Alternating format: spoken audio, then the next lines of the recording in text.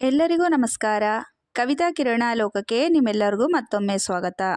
ನಮ್ಮ ಹಿಂದೂ ಧರ್ಮದಲ್ಲಿ ವರಾಹಿ ನವರಾತ್ರಿ ಆಷಾಢ ಮಾಸದಲ್ಲಿ ಬರುವಂಥ ತುಂಬನೇ ವಿಶೇಷವಾದಂಥ ಹಬ್ಬವಾಗಿದೆ. ಈ ಒಂದು ಆಷಾಢ ಮಾಸದಲ್ಲಿ ಜುಲೈ ತಿಂಗಳಿನಲ್ಲಿ ಈ ಒಂದು ವರಾಹಿ ನವರಾತ್ರಿಯನ್ನು ಆಚರಣೆಯನ್ನು ಮಾಡಲಾಗುತ್ತೆ.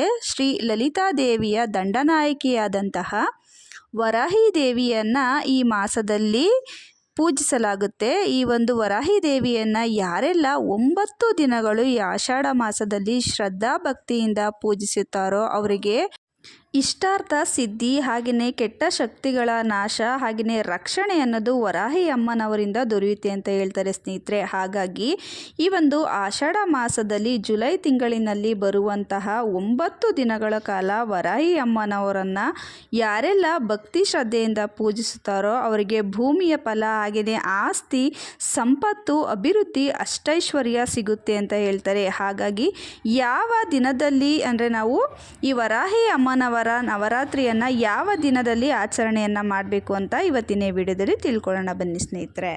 ವರಾಹಿ ನವರಾತ್ರಿಯನ್ನು ಆಷಾಢ ಮಾಸದ ಶುಕ್ಲ ಪಕ್ಷದ ಪಾಡ್ಯಮಿಯಿಂದ ನವಮಿವರೆಗೂ ಆಚರಣೆಯನ್ನು ಮಾಡಲಾಗುತ್ತೆ ಸ್ನೇಹಿತರೆ.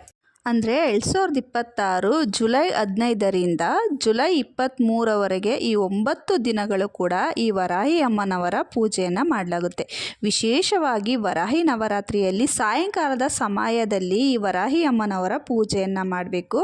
ಮೊದಲು ನಾವು ಪೂಜೆ ಮಾಡುವಾಗ ವರಾಹಿ ಅಮ್ಮನವರ ಫೋಟೋ ಇದ್ದರೆ ಅದಕ್ಕೆ ಶ್ರೀಗಂಧ, ಅರಿಶಿಣ, ಕುಂಕುಮ, ಹಾಗೆಯೇ ಪರಿಮಳಯುಕ್ತವಾಗಿರುವಂಥ ಮಲ್ಲಿಗೆ ಹೂಗಳು, ಜಾಜಿ ಹೂಗಳನ್ನು ಅರ್ಪಿಸಬೇಕು. ಇದು ತುಂಬಾ ವಿಶೇಷ. ಅಮ್ಮನವರಿಗೆ ಪರಿಮಳಯುಕ್ತವಾದಂಥ ಹೂಗಳನ್ನು ಅರ್ಪಿಸಬೇಕು.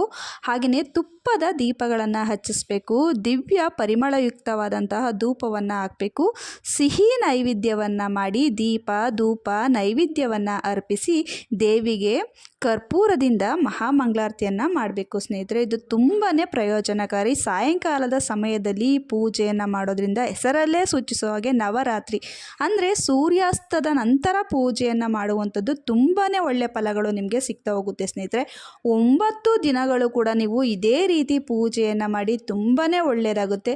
ಅಷ್ಟ ಫಲ ಅನ್ನೋದು ಸಿಗುತ್ತೆ ನಮಗೆ. ಅಂದರೆ ಆರೋಗ್ಯ, ಸಂಪತ್ತು, ಜ್ಞಾನ, ಸಾಮರ್ಥ್ಯ, ಸಂತೋಷ, ಸಮೃದ್ಧಿ, ಕುಟುಂಬ ಕಲ್ಯಾಣ, ಹಾಗೆಯೇ ಆಧ್ಯಾತ್ಮಿಕ ಜ್ಞಾನೋದಯವು ಕೂಡ ಈ ವರಾಹಿ ದೇವಿಯ ಪೂಜೆಯಿಂದ ಸಿಗುತ್ತೆ ಅಂತ ಹೇಳುತ್ತೆ. ಅಂದರೆ ವರಾಹಿ ದೇವಿಯ ಪೂಜೆಯಿಂದ ಅಷ್ಟ ಫಲಗಳು ನಮಗೆ ದೊರೆಯುತ್ತೆ ಸ್ನೇಹಿತರೆ. ಹಾಗಾಗಿ ಪ್ರತಿಯೊಬ್ಬರು ಕೂಡ ಈ ಆಷಾಢ ಮಾಸದಲ್ಲಿ ಬರುವಂತಹ 9 ದಿನಗಳು ಕೂಡ ವರಾಹಿ ಅಷ್ಟೋತ್ತರ, ವರಾಹಿ ಸ್ತುತಿ, ವರಾಹಿ ಕವಚಂ, ಹಾಗೆಯೇ ಲಲಿತ ಸಹಸ್ರನಾಮವನ್ನು ಪ್ರತಿದಿನ ಸಾಯಂಕಾಲ ಪಠನೆಯನ್ನು ಮಾಡಿ ಸ್ನೇಹಿತರೆ. ತುಂಬಾ ಒಳ್ಳೆಯ ಫಲಗಳು ನಿಮಗೆ ದೊರೀತಾ ಬರುತ್ತೆ. ಜೀವನದಲ್ಲಿ ಯಾರಿಗೆಲ್ಲ ಭೂ ವಿವಾದವನ್ನು ಪರಿಹರಿಸಬೇಕು, ಹೊಸ ಮನೆಯನ್ನು ಕಟ್ಟಬೇಕು, ಹೊಸ ಆಸ್ತಿಯನ್ನು ಮಾಡಬೇಕು, ಹಣವನ್ನು ಸಂಪಾದನೆಯನ್ನು ಮಾಡಬೇಕು, ರೋಗ ರುಜಿನಗಳಿಂದ ಮುಕ್ತಿಯನ್ನು ಹೊಂದಬೇಕು, ಜೀವನದಲ್ಲಿ ಶಾಂತಿಯಾಗಿ ನೆಮ್ಮದಿಯನ್ನು ಮಾಡಬೇಕು ಅಂತಂದರೆ ಈ ಒಂದು ವರಾಹಿ ನವರಾತ್ರಿಯನ್ನು ಆಚರಣೆಯನ್ನು ಮಾಡಿ.